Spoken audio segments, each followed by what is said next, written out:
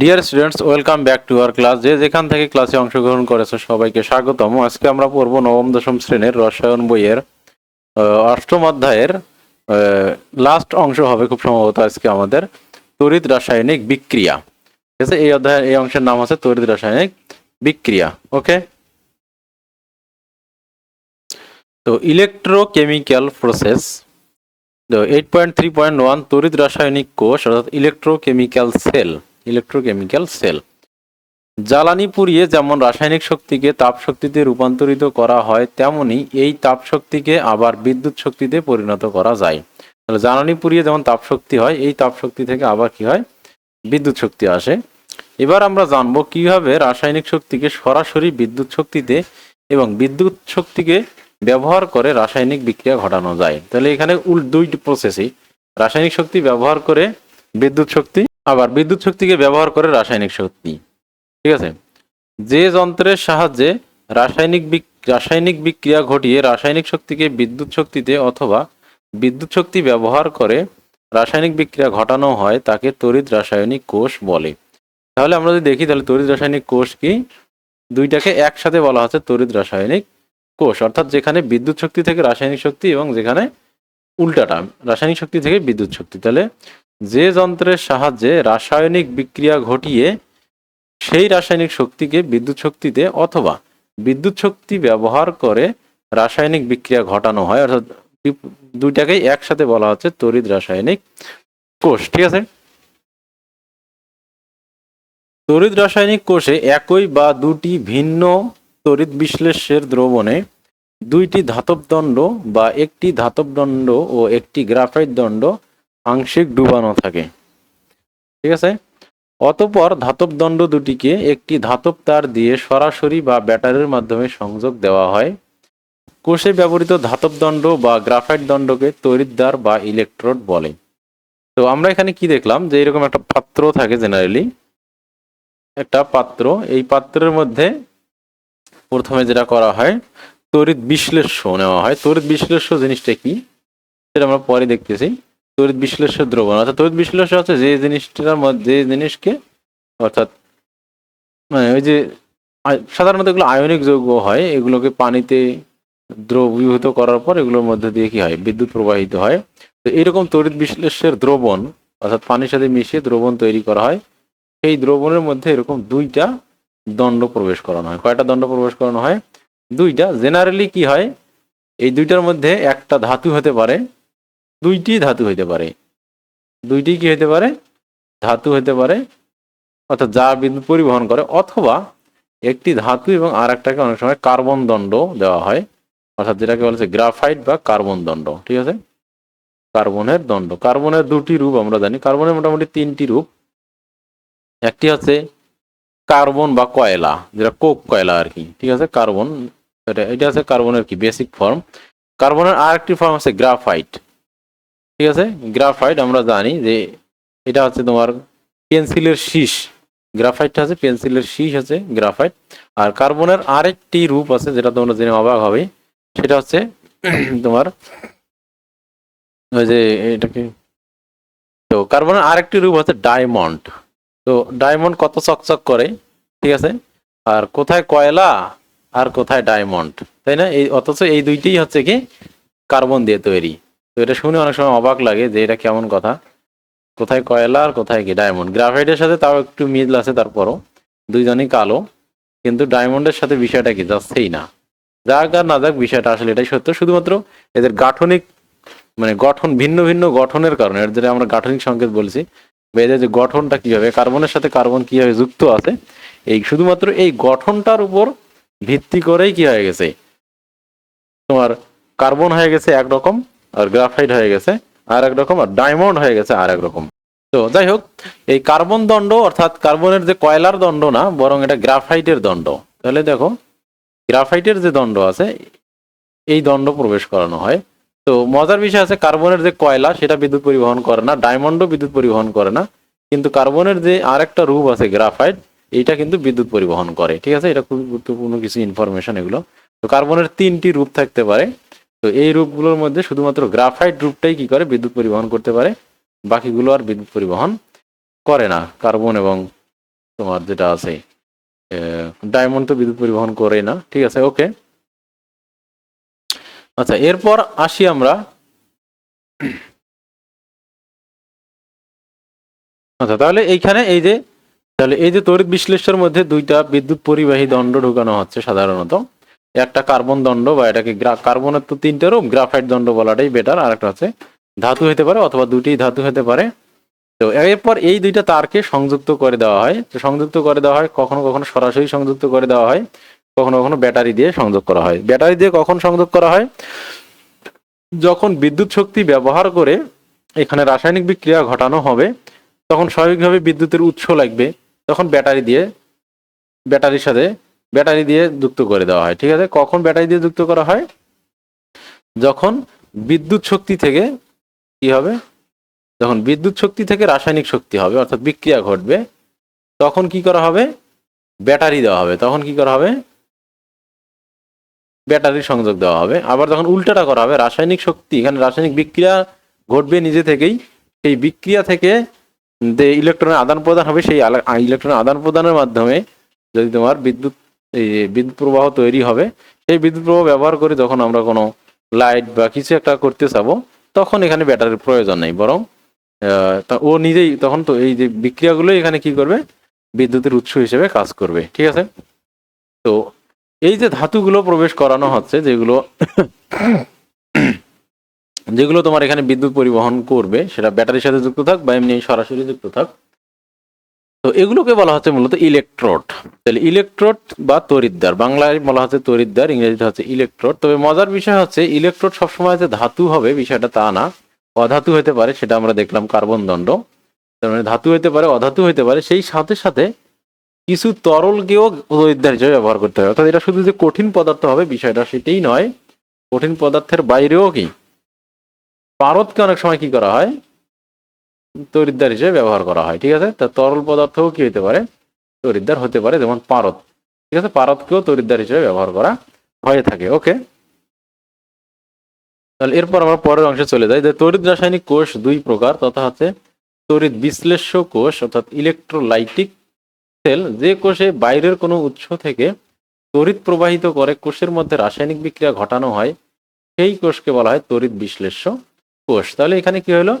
এখানে বাইরে থেকে বিদ্যুৎ উৎস আসবে এবং ফলে এখানে রাসায়নিক বিক্রিয়া ঘটবে। সাধারণত এইখানে কি করা হয়? কোনো পদার্থকে সাধারণত বিশ্লেষণ করা হয়, সাধারণত যেমন পানিকে ভেঙে যদি আমরা এই হাইড্রোজেন গ্যাস এবং অক্সিজেন গ্যাস তৈরি করতে চাই, তাহলে এখানে বাইরের উৎস থেকে পানির মধ্যে দিয়ে বিদ্যুৎ প্রবাহিত করতে হবে, তখন এটা হাইড্রোজেন এবং অক্সিজেন এই দুইটা গ্যাসে বিভক্ত হয়ে যাবে। এই জন্য এটাকে বলা হচ্ছে বিশ্লেষ্য। সাধারণত তড়িৎ বিশ্লেষ্য কোষের মাধ্যমে একটা অণুকে বিশ্লেষণ করে পরমাণুতে রূপান্তরিত করা হয় জেনারেলি, ঠিক আছে। তো তার মানে এটাই না যে এটা একদম ধ্রুব সত্য বিপরীত হইতে পারে না, বিষয়টা তা না, বাট এটা হচ্ছে জেনারেলি করা হয়। এই জন্য এর নাম হচ্ছে তড়িৎ বিশ্লেষ্য, অর্থাৎ বিদ্যুৎ শক্তি ব্যবহার করে একটা অণুকে বিশ্লেষণ করে তার উপাদান পরমাণুতে বিভক্ত করা হয়। তো এখানে বাইরে থেকে উৎস থাকবে, তাহলে বাইরের উৎস থেকে বিদ্যুৎ আসবে, সেই বিদ্যুৎ ব্যবহার করে রাসায়নিক বিক্রিয়া ঘটবে, এটি কি বলা হচ্ছে? তড়িৎ বিশ্লেষ্য কোষ। তো এরপর হচ্ছে গ্যালভানিক কোষ, যে কোষে রাসায়নিক পদার্থ সমূহ বিক্রিয়া করে বিদ্যুৎ শক্তি উৎপাদন করে সেই কোষকে গ্যালভানিক কোষ বলা হয়। তাহলে এখানে যে পদার্থগুলো থাকবে সেই পদার্থগুলো বিক্রিয়া করবে, বিক্রিয়ার ফলে ইলেকট্রন আদান প্রদান হবে, সেই যে ইলেকট্রন আদান প্রদান হচ্ছে এই ইলেকট্রনটাকে কোনো একটা তারের মধ্য দিয়ে কি করা হবে? প্রবাহিত করা হবে, তখন ওখান থেকে একটা কি পাওয়া যাবে? ইলেকট্রনের প্রবাহ পাওয়া যাবে। আর আমরা জানি ইলেকট্রনের প্রবাহটাই হচ্ছে কি বিদ্যুৎ প্রবাহ। তাহলে তাহলে এখানে কি পাওয়া গেল? রাসায়নিক বিক্রিয়ার মাধ্যমে বিদ্যুতের প্রবাহ পাওয়া যাচ্ছে, এই কোষটাকে বলা হচ্ছে গ্যালভানিক কোষ, ঠিক আছে ওকে। এখানে কিছু জিনিস আমাদের জানা দরকার, টার্মিনোলজি, সেটা হচ্ছে বিদ্যুৎ পরিবাহী। যে সকল পদার্থ বিদ্যুৎ পরিবহন করতে পারে তাদেরকে বিদ্যুৎ পরিবাহী বলে, যেমন গ্রাফাইট, গলিত লবণ, লবণের দ্রবণ, অ্যাসিড ও ক্ষারের দ্রবণ প্রভৃতি বিদ্যুৎ পরিবাহীর উদাহরণ, ঠিক আছে। তো বিদ্যুৎ পরিবহনের কৌশলের উপর নির্ভর করে বিদ্যুৎ পরিবাহী দুই ধরনের হতে পারে, যেমন ইলেকট্রনীয় বিদ্যুৎ পরিবাহী এবং তড়িৎ বিশ্লেষ্য বিদ্যুৎ পরিবাহী। তো ওই যে এখানে আসছিল তড়িৎ বিশ্লেষ্যর দ্রবণের মধ্যে দুটি দণ্ড প্রবেশ করানো হয়, তাহলে তড়িৎ বিশ্লেষ্য জিনিসটা কি? তো আমরা জানি যে ধাতু সাধারণত বিদ্যুৎ পরিবহন করে, এটা আমরা সবাই জানি। ধাতু কি করে? বিদ্যুৎ পরিবহন করে, এটা আমরা সবাই জানি, ঠিক আছে। তো ধাতুর মধ্যে যে মুক্ত ইলেকট্রনগুলো থাকে, ধাতব বন্ধন তৈরি হওয়ার সময় যে মুক্ত ইলেকট্রনগুলো বের হয় সেগুলো বিদ্যুৎ পরিবহন করে, এটা আমরা সবাই জানি। তো এগুলো যখন কঠিন থাকে, ধাতুগুলো সাধারণত কঠিন অবস্থায় কি করে, বিদ্যুৎ পরিবহন করে। তো কিছু কিছু পদার্থ আছে যে পদার্থগুলো বিদ্যুৎ পরিবহন করে কিন্তু কঠিন অবস্থায় বিদ্যুৎ পরিবহন করে না, বরং তারা যখন পানিতে দ্রবীভূত অবস্থায় থাকে বা অন্য কোনো পদার্থের মধ্যে দ্রবীভূত অবস্থায় থাকে, দ্রাবকের মধ্যে, তখনই শুধু তারা বিদ্যুৎ পরিবহন করে। সাধারণত আয়নিক যৌগগুলো, সাধারণত কি করা হয়, যে যৌগগুলো আয়নিক, এই যৌগগুলো কি করে, সাধারণত যখন পানিতে দ্রবীভূত হয় তখন তাদের মধ্যে বিদ্যুৎ পরিবহন হয়। তখন আমরা জানি আয়নিক যৌগগুলো পানিতে যখন দ্রবীভূত হয় তখন তারা কি করে, যেমন সোডিয়াম ক্লোরাইডের ক্ষেত্রে যদি বলি, তারা তাদের আয়নগুলোতে বিভক্ত হয়।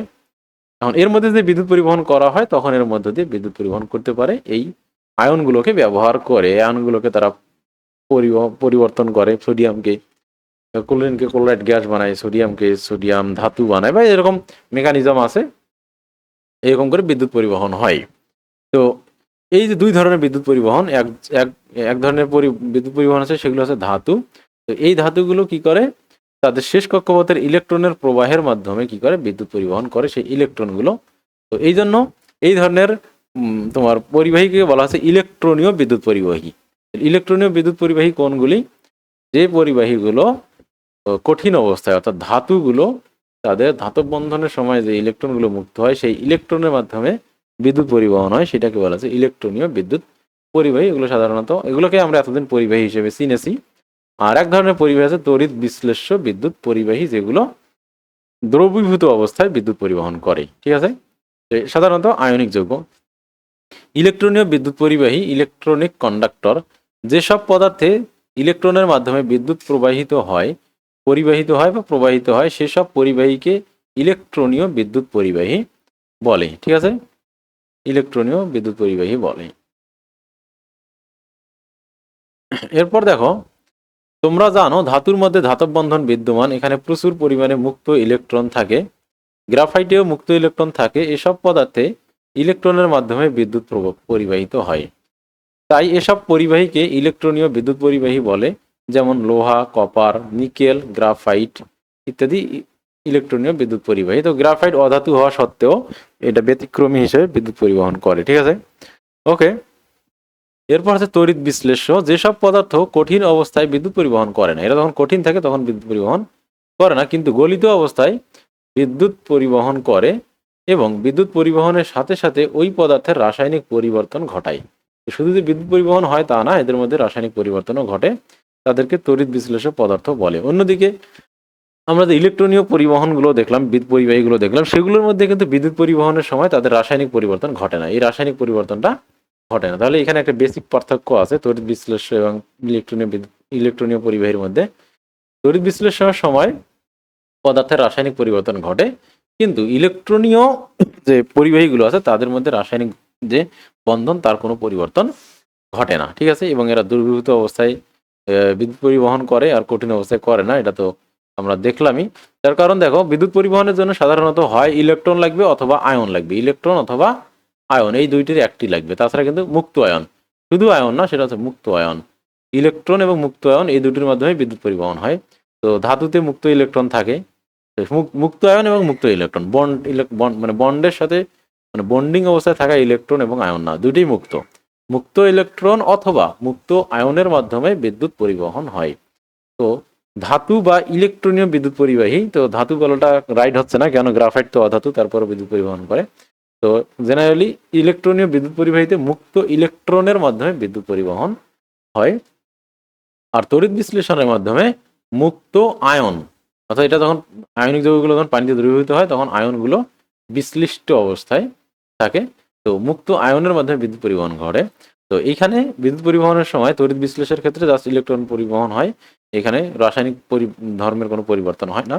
কিন্তু এখানে এই যে আয়নগুলো তোমার জারিত বা বিজারিত হয়ে তোমার ভিন্ন আয়ন থেকে গ্যাসে পরিণত হয়, আবার কিছু আছে গ্যাস থেকে আয়নে পরিণত হয়, ফলে নতুন নতুন যৌগ উৎপন্ন হয়, অর্থাৎ এখানে রাসায়নিক পরিবর্তন ঘটে। তার তড়িৎ বিশ্লেষণের সময় পদার্থের রাসায়নিক পরিবর্তন ঘটে। তড়িৎ বিশ্লেষ্য পদার্থ গলিত বা দ্রবীভূত অবস্থায় আয়নিত থাকে, তো তো এরা যখন কঠিন অবস্থায় থাকে তখন তারা কি থাকে না, আয়নিত অবস্থায় থাকে না, তখন পজিটিভ নেগেটিভ গুলো একত্রিত অবস্থায় থেকে সামগ্রিকভাবে ডিআয়োনাইজড হয়ে যায়, অর্থাৎ তারা আয়নিত থাকে না। আর যখন তারা গলিত হয় বা দ্রবীভূত হয় তখন ভেঙে গিয়ে আয়নিত হয়। এই আয়নের মাধ্যমে তড়িৎ বিশ্লেষ্য পদার্থ বিদ্যুৎ পরিবহন করে। তো আমি আগে বললাম যে বিদ্যুৎ পরিবহনের জন্য হয় মুক্ত ইলেকট্রন অথবা মুক্ত আয়ন লাগবে। তো এভাবে হয়। আয়নিক যৌগ এবং কিছু পোলার সমযোজী যৌগ গলিত বা দ্রবীভূত অবস্থায় তড়িৎ বিশ্লেষ্য পরিবাহী হয়। তাহলে কারা কারা তড়িৎ বিশ্লেষ্য পরিবাহী হয়? আয়নিক যৌগ হবে এবং যেগুলো পোলার সমযোজী যৌগ হবে। তাহলে পোলারিটি থাকাটা হচ্ছে বাধ্যতামূলক। ঠিক আছে, কারা কি থাকা দরকার? পোলারিটি, অর্থাৎ পজিটিভ নেগেটিভ পোল, অর্থাৎ এরকম মুক্ত আয়ন তৈরি হওয়াটা হচ্ছে বিদ্যুৎ পরিবহনের জন্য বাধ্যতামূলক। তাহলে আয়নিক যৌগ সবাই এবং কিছু কিছু মানে যেগুলো সমযোজী যৌগ পোলার তারা সাধারণত গলিত দ্রবীভূত অবস্থায় বিদ্যুৎ পরিবহন করে। যেমন পানি নিজেই কি একটা সমযোজী যৌগ, পানি কিন্তু অল্প পরিমাণে বিদ্যুৎ পরিবহন করে, এখানে আয়নিক যৌগ বা অন্য কোনো সমযোজী পোলার যৌগ যুক্ত না করলেও। উদাহরণ হিসেবে বলা যায় sodium chloride, copper sulphate, sulphuric acid, ethanoic acid ইত্যাদি গলিত বা দ্রবীভূত অবস্থায় বিদ্যুৎ পরিবহন করে। Copper sulphate, sodium chloride, sulphuric acid এগুলো আয়নিক, সোডিয়াম ক্লোরাইড আয়নিক যৌগ, কপার সালফেট আয়নিক যৌগ, ইলেকট্রন আদান প্রদান হয়, কপার দিয়ে দেয়, সালফেট নেয়। কিন্তু সালফিউরিক অ্যাসিড কিন্তু সমযোজী যৌগ, বা ওই অর্থে আয়নিকও বলা, সমযোজী যৌগই বলা যেতে পারে। বা এখানে এগুলোকে বলা হয় সন্নিবেশ সমযোজী বন্ধন সঠিকভাবে। তো এখানে সন্নিবেশ সমযোজীও না, এখানে সমযোজী এবং আয়নিকের মিশ্রণ আছে। যেমন সালফেট এখানে সমযোজী বন্ধন আছে, আবার সেটা SO4 এ সমযোজী বন্ধন। আর হাইড্রোজেনের সাথে এটার আবার কি আয়নিক বন্ধন বলা যেতে পারে, হাইড্রোজেনকে ইলেকট্রন দিয়ে দেয়। তো ওই অর্থে এটাকে সমযোজীও বলা যেতে পারে, আয়নিকও বলা যেতে পারে। বাট পিওর, এগুলো পিওর আয়নিক নয়। যেমন সোডিয়াম ক্লোরাইড হচ্ছে একটা পিওর আয়নিক বন্ধন, ঠিক আছে, এটা পিওর আয়নিক বন্ধন। আর ইথানোয়িক অ্যাসিড এটা হচ্ছে একটা সমযোজী যৌগ, পিওর সমযোজী যৌগ। তো এগুলো হচ্ছে তোমার কি করতেছে, বিদ্যুৎ পরিবহন করতেছে। ওকে, এরপর দেখো কপার সালফেট কিন্তু আয়নিক আয়নিক বন্ধন। আর মানে এখানে দুই ধরনের বন্ধনই আছে। আর এই যে সালফেটটাদের মধ্যে সমযোজী বন্ধন আছে, এই সালফেট এবং কপার আবার পরস্পরের সাথে আয়নিক বন্ধন তৈরি করছে। ঠিক আছে, তো এখানে এগুলো দুই ধরনের বন্ধনই আছে। তো তড়িৎ বিশ্লেষ্য হচ্ছে আবার দুই ধরনের। তড়িৎ বিশ্লেষ্য কয় ধরনের? দুই ধরনের হতে পারে। একটা হচ্ছে তীব্র তড়িৎ বিশ্লেষ্য, অর্থাৎ স্ট্রং ইলেকট্রোলাইট। যে সকল তড়িৎ বিশ্লেষ্য দ্রবণে বা গলিত অবস্থায় সম্পূর্ণরূপে আয়নিত হয় তাদেরকে তীব্র তড়িৎ বিশ্লেষ্য বলে। যেমন তীব্র সোডিয়াম ক্লোরাইড যেমন পুরোটাই কি হয়, গলে যায়। কপার সালফেট, সালফিউরিক অ্যাসিড সাধারণত আয়নিক যৌগ যেগুলো, ওগুলোকে একদম পানিতে পুরোটাই কি হয়ে যায়, প্রত্যেকটা অণু আয়নে কি হয়ে যায়, পরিণত হয়। তো এই ধরনের তড়িৎ বিশ্লেষ্যকে বলা হচ্ছে তীব্র তড়িৎ বিশ্লেষ্য। এদের মধ্যে দিয়ে প্রচুর পরিমাণে বিদ্যুৎ পরিবহন হয়। আর মৃদু তড়িৎ বিশ্লেষ্য উইক ইলেকট্রোলাইট হচ্ছে যে সকল তড়িৎ বিশ্লেষ্য দ্রবণে খুব অল্প পরিমাণে আয়নিত হয়। তাহলে এই তড়িৎ বিশ্লেষ্যগুলোর সব অণু আয়নে বিশ্লিষ্ট হয় না, তাদেরকে বলা হচ্ছে মৃদু তড়িৎ বিশ্লেষ্য। যেমন অ্যামোনিয়াম হাইড্রোক্সাইড, ইথানোয়িক অ্যাসিড ইত্যাদি। ইথানোয়িক অ্যাসিডের 5% বা কত পার্সেন্ট আমার এক্সাক্ট মনে নেই, মানে খুব সামান্য পরিমাণ কি হয়, তোমার এটা দ্রবীভূত হয় পানিতেই। তো ইথানোয়িক অ্যাসিড সাধারণত 4 থেকে 5%, মাত্র কত, 4 থেকে 5%, অনলি 4 থেকে 5% দ্রবীভূত হয়, আর বাকিগুলো অদ্রবীভূত অবস্থায় থাকে। তো বোঝাই যাচ্ছে যে মৃদু তড়িৎ বিশ্লেষ্যগুলো সব বিশ্লিষ্ট হবে না, কিন্তু তীব্র যেগুলো সোডিয়াম ক্লোরাইড আছে বা অন্যান্য যেগুলো আছে এগুলো প্রায় 100% কি হয়, এগুলো প্রায় 100%ই দ্রবীভূত হয়, প্রায় 100%। ঠিক আছে, এরপর হচ্ছে তড়িৎদ্বার। তড়িৎদ্বার নিয়ে আলোচনা হলো যে তড়িৎ রাসায়নিক কোষে বিগলিত বা দ্রবীভূত তড়িৎ বিশ্লেষ্যর মধ্যে যে দুটি ইলেকট্রনীয় পরিবাহী অর্থাৎ ধাতব দণ্ড বা গ্রাফাইট দণ্ড অর্ধেক ডুবানো থাকে তাদেরকে তড়িৎদ্বার বলা হয়। তাহলে আমরা দেখলাম যে ইলেকট্রনীয় যে পরিবাহী আছে তাদেরকে যদি একটা পাত্রে নিয়ে পানিতে দ্রবীভূত করা হয় বা গলিত করা হয় তখন তাদের মধ্যে বিদ্যুৎ পরিবাহী হয়। তাপ প্রয়োগ করে তাদেরকে যদি গলানো হয় পানি ছাড়াও, তারপরেও কিন্তু হবে। তো এটা করার জন্য এখানে কি করতে হচ্ছে, দুইটি মানে এখন এই যে বিদ্যুৎ প্রবাহ এটা হওয়ার জন্য তো কি লাগবে, একটা কঠিন তার লাগবে, কঠিন পদার্থ লাগবে। তো এখানে কিন্তু মানে তোমার ইলেকট্রনীয় পরিবাহী ছাড়া বিদ্যুৎ পরিবহন হইতে পারবে না। ঠিক আছে, তো ইলেকট্রনীয় পরিবাহীর জন্য এখানে কি করা হচ্ছে, তোমার এখানে কোষ দেওয়া যাইতেও পারে, নাও যেতে পারে। তো এই যে দেওয়া হচ্ছে এইটাকে বলা হচ্ছে, তাহলে এই যে কঠিন যে পদার্থগুলো দেওয়া আছে যেগুলো বিদ্যুৎ পরিবহন করবে, এর মধ্য থেকে বিদ্যুৎ প্রবাহটা কি করবে, বাইরে নিয়ে আসবে। তো সেগুলোই কি বলা আছে তড়িৎদ্বার। তাহলে তড়িৎ বিশ্লেষণ আসলে ওই যে ইলেকট্রন শুধু ওরা নিজেরাই হচ্ছে না, ইলেকট্রনীয় পরিবাহী হেল্প নিতে হচ্ছে, ঠিক আছে। তো ইলেকট্রনীয় পরিবাহী ধাতব দণ্ড হইতে পারে, গ্রাফাইট দণ্ড হইতে পারে, আবার অনেক সময় পারদও হয় তরল হিসেবে, সেটাও হয়। তো এই তড়িৎ রাসায়নিক কোষে একটি তড়িৎদ্বারে পরমাণু বা ঋণাত্মক আয়ন ইলেকট্রন ত্যাগ করে, অর্থাৎ এ তড়িৎদ্বারে জারণ বিক্রিয়া সংঘটিত হয়। তাহলে কি হয়, এখানে দুইটা তড়িৎদ্বার আছে, একটা তড়িৎদ্বারে কোনো পরমাণু বা আয়ন ইলেকট্রন কি করে দিয়ে দেয়, ইলেকট্রন তাকে দিয়ে দেয়। অর্থাৎ সেটি কি হয়, মানে সাধারণত সেটা পজিটিভ চার্জে চার্জিত থাকে জেনারেলি। যদি ব্যাটারির সাথে যুক্ত থাকে তাহলে সেটা পজিটিভ প্রান্ত হয়, আর যদি ব্যাটারির সাথে যুক্ত না থাকে তারপরও কোনো একটা তড়িৎদ্বারকে সেই ইলেকট্রন দিয়ে দেয়, ঠিক আছে। কোনো একটা তড়িৎদ্বারকে এখানে থাকা মৌল বা এখানে থাকা আয়ন একটা তড়িৎদ্বারে ইলেকট্রন ত্যাগ করে, ঠিক আছে। ইলেকট্রন ত্যাগ করে ওই তড়িৎদ্বারটাকে, তার মানে ইলেকট্রন ত্যাগ যেহেতু হয় তাহলে ওই তড়িৎদ্বারে জারণ ঘটে, তাহলে ওই তড়িৎদ্বারটিতে জারণ ঘটে।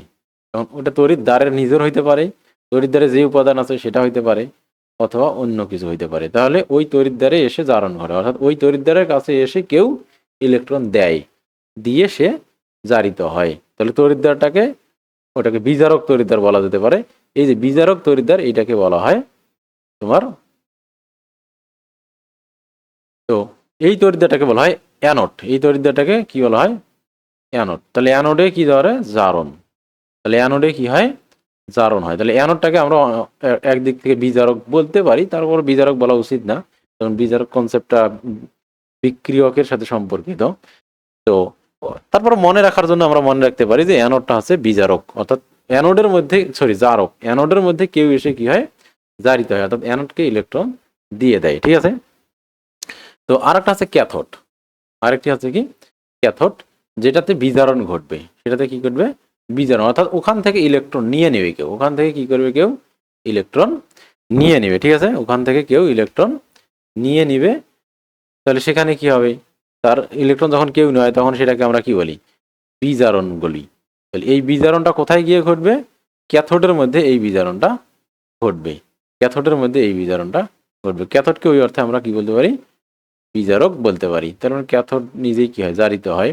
যাই হোক, তো এই হচ্ছে কি অবস্থা। তাহলে বিজারণ হয় কোথায়, ক্যাথোড। তাহলে অ্যানোডে জারণ, ক্যাথোডে বিজারণ, অ্যানোডে জারণ, ক্যাথোডে বিজারণ। এইভাবে ছন্দ করে মুখস্থ রাখতে হবে যে অ্যানোডে জারণ, ক্যাথোডে বিজারণ। এটা একটা মানে মুখের বুলি হইতে হবে, অ্যানোডে জারণ, ক্যাথোডে বিজারণ, অ্যানোডে জারণ, ক্যাথোডে বিজারণ, ঠিক আছে। এই জন্য অ্যানোড কখনো পজিটিভ হইতে পারে, কখনো নেগেটিভ হইতে পারে, ঠিক আছে। অ্যানোড সবসময় যে পজিটিভ বা সবসময় নেগেটিভ হয় বিষয়টা তা না। অ্যানোড নিজে কখনো পজিটিভ হইতে পারে, নিজে কখনো নেগেটিভ হইতে পারে। আমরা এটা পরে দেখবো যে কখন পজিটিভ কখন নেগেটিভ হবে। বাট অ্যানোড এবং ক্যাথোড নামকরণটা কার সাথে সম্পর্কিত, জারণ বিজারণের সাথে। জারণ হইলে অ্যানোড, বিজারণ হইলে ক্যাথোড। কিন্তু অ্যানোড বা ক্যাথোড নিজে ইলেকট্রন পরিবহন করবে, অর্থাৎ সে নেগেটিভ হবে নাকি সে পজিটিভ হবে, সেটা কোন ধরনের হচ্ছে, এটা কি তোমার দুই ধরনের তড়িৎ বিশ্লেষণ দেখলাম আমরা। একটা হচ্ছে কি তোমার গ্যালভানিক কোষ, আর একটা হচ্ছে তড়িৎ বিশ্লেষ্য কোষ। তো দুই ধরনের কোষে অ্যানোড এবং ক্যাথোডের চার্জ দুই রকম হবে, ঠিক আছে। বাট সেখানে প্রক্রিয়াটা সেম হবে, অ্যানোডে জারণ ঘটবে আর ক্যাথোডে বিজারণ ঘটবে। ওকে, তো এর পরের যে অংশ সেটা হচ্ছে তড়িৎ বিশ্লেষ্য কোষে বিদ্যুৎ শক্তি ব্যবহার করে রাসায়নিক বিক্রিয়া ঘটানো হয়। তাহলে প্রথমে এখানে আমরা কি করছি, তড়িৎ বিশ্লেষ্য কোষে কিভাবে এই ঘটনাটা ঘটে, ঠিক আছে। তড়িৎ বিশ্লেষণটা তড়িৎ বিশ্লেষ্য কোষে কিভাবে ঘটে আর গ্যালভানিক সেলে কিভাবে ঘটে সেটা নিয়ে আলোচনা করা হবে। প্রথমে আছে তড়িৎ বিশ্লেষ্য কোষে। তড়িৎ বিশ্লেষ্য কোষে কি হয়, এখানে বাইরে থেকে বিদ্যুৎ শক্তি এসে কোনো একটা পদার্থের মধ্যে ওইটা পরিবাহিত হয় এবং তাকে বিশ্লিষ্ট করে, ঠিক আছে। গলিত বা দ্রবীভূত অবস্থায় তড়িৎ বিশ্লেষ্যের মধ্য দিয়ে বিদ্যুৎ পরিবহনের সময় উক্ত তড়িৎ বিশ্লেষ্যের যে রাসায়নিক পরিবর্তন ঘটে তাকে তড়িৎ বিশ্লেষণ বা ইলেকট্রোলাইসিস বলে। তাহলে পানির ইলেকট্রোলাইসিসের ফলে পানি থেকে কি হয়, অক্সিজেন এবং হাইড্রোজেন আলাদা হয়ে যায়, ঠিক আছে। তাহলে এটাকে বলা হয় পানির তড়িৎ বিশ্লেষণ। পানির তড়িৎ বিশ্লেষণ, electrolysis of water, electrolysis of water. অর্থাৎ এর মধ্যে যখন বিদ্যুৎ একটা পাত্রের মধ্যে আমরা যখন এইরকম দেওয়ার পর এখানে যখন বাইরে থেকে বিদ্যুৎ পরিবহন করব এর মধ্যে, ঠিক আছে, তখন মূলত এই বিদ্যুৎ পরিবহনের ফলে এই পানিটা কি হয়, বিশ্লিষ্ট হয়ে যাবে, হয়ে পানি এবং হাইড্রোজেন গ্যাস এবং অক্সিজেন উৎপন্ন হবে, এটাকে বলা যায় পানির ইলেকট্রোলাইসিস। ঠিক আছে, যেমন সোডিয়াম ক্লোরাইডের মধ্যে বিদ্যুৎ পরিচালনা করলে অ্যানোডে ক্লোরিন গ্যাস এবং ক্যাথোডে সোডিয়াম ধাতু উৎপন্ন হয়, একে সোডিয়াম ক্লোরাইডের তড়িৎ বিশ্লেষণ প্রক্রিয়া বলে। তার ক্লোরিন গ্যাস এবং সোডিয়াম ধাতু উৎপন্ন হবে। ঠিক আছে, তো এখানে বিক্রিয়াটা হবে এরকম, সোডিয়াম ক্লোরাইড ভেঙে যাবে, ভেঙে গিয়ে এখানে সোডিয়াম গ্যাস, সোডিয়াম ধাতু উৎপন্ন হবে, সলিড এসতে সলিড, আর ক্লোরিন গ্যাস, জি দেওয়া আছে, ক্লোরিন গ্যাস উৎপন্ন হবে। এখন আমরা দেখবো এটা কিভাবে ঘটনাটা ঘটবে। গলিত সোডিয়াম ক্লোরাইডের তড়িৎ বিশ্লেষণের কৌশল। একটি কাঁচ বা চীনামাটির পাত্রে গলিত সোডিয়াম ক্লোরাইড নেওয়া হয়। তো কাঁচ বা চীনামাটির পাত্র কেন? যাতে করে বিদ্যুৎ প্রবাহটা শুধু তড়িৎ বিশ্লেষণের মধ্য দিয়েই হয়। যদি এটা কোনো ধাতব পাত্র হয়, তাহলে বিদ্যুৎ প্রবাহ তড়িৎ বিশ্লেষণের মধ্য দিয়ে যা হবে তার চেয়ে বেশি হবে কি পাত্রর গা দিয়ে। তো সেক্ষেত্রে দেখা যাবে যে কাঙ্ক্ষিত রেজাল্ট পাওয়া যাবে না, শক খাওয়ার একটা সম্ভাবনা থেকে যায়, বা ব্যাটারিতে অত পাওয়ারফুল হয় না, তারপরও বিদ্যুৎ শক্তির অপচয় হবে সেক্ষেত্রে। এরপর আছে গলিত সোডিয়াম ক্লোরাইডের মধ্যে সোডিয়াম আয়ন এবং ক্লোরাইড আয়ন থাকে। তরল পদার্থের অন্যান্য কণার মতো সোডিয়াম আয়ন ও ক্লোরাইড আয়ন চলাচল করতে পারে। অর্থাৎ তারা কি করতে, আমরা জানি যে তরল পদার্থের যে অণুগুলো আছে, যেটা আমরা কণার গতিতত্ত্বে পড়েছি, যে তরল পদার্থের অণুগুলো যেখানে মানে একটা নির্দিষ্ট এরিয়ার মধ্যে চলাচল করতে পারে, এই জন্যই তো সে তরল। তো সেগুলোর সাথে সাথে তোমার তরল পদার্থের নিজের যে কণাগুলো আছে সেগুলোর সাথে সাথে সোডিয়াম আয়ন এবং ক্লোরাইড আয়নও কি করতে পারে, চলাচল করতে পারে। গলিত সোডিয়াম ক্লোরাইডের মধ্যে দুটি ধাতব দণ্ড বা গ্রাফাইট দণ্ড অর্ধেক পরিমাণ ডুবানো হয়। এই দণ্ড দুটির একটিকে ব্যাটারির ধনাত্মক প্রান্তে, অপরটিকে ব্যাটারির ঋণাত্মক প্রান্তের সাথে সংযুক্ত করলে ব্যাটারির ধনাত্মক প্রান্তের সাথে যুক্ত ধনাত্মক তড়িৎদ্বার বা অ্যানোড। তাহলে এইখানে ক্ষেত্রে অ্যানোডটা কি হয়, ধনাত্মক তড়িৎদ্বার হয়। তো কেন ধনাত্মক তড়িৎদ্বারের ওর নাম অ্যানোড আমরা পরে দেখতেছি, যেহেতু ওখানে জারণ ঘটলেই সেটা অ্যানোড হবে, আমরা দেখবো যে ওখানে কিভাবে জারণ ঘটে ধনাত্মকের সাথে। তাহলে ধনাত্মক তড়িৎদ্বার বা অ্যানোড ঋণাত্মক তড়িৎদ্বার যুক্ত ক্লোরাইড আয়নকে আকর্ষণ করবে। ঠিক আছে, ধনাত্মক চার্জযুক্ত তড়িৎদ্বার বা অ্যানোড কাকে আকর্ষণ করবে, ঋণাত্মক চার্জযুক্ত ক্লোরাইড আয়নকে আকর্ষণ করবে। অন্যদিকে ব্যাটারির ঋণাত্মক প্রান্তের সাথে যুক্ত ঋণাত্মক তড়িৎদ্বার বা ক্যাথোড ধনাত্মক আধানযুক্ত সোডিয়াম আয়নকে আকর্ষণ করবে। ক্লোরাইড আয়ন অ্যানোডে ইলেকট্রন ত্যাগ করে ক্লোরিন গ্যাসে পরিণত হবে, অর্থাৎ অ্যানোডে কি ঘটবে, জারণ ঘটবে। তাহলে এই যে জারণ, ক্লোরিন এখানে কি করবে আমরা দেখছি, এই যে, তো এইখানে দেখো এই ব্যাটারিটাকে এইটা হচ্ছে একটা পাত্রের মধ্যে এখানে সোডিয়াম ক্লোরাইডের দ্রবণ দেওয়া, সোডিয়াম ক্লোরাইড দেওয়া হয়েছে, ফলে ক্লোরিন এবং সোডিয়াম আয়ন কি হয়ে গেছে, আলাদা আলাদা হয়ে গেছে। এখন দেখো ব্যাটারি সংযুক্ত করা হয়েছে, এটা হচ্ছে বাইরের উৎস ব্যাটারি।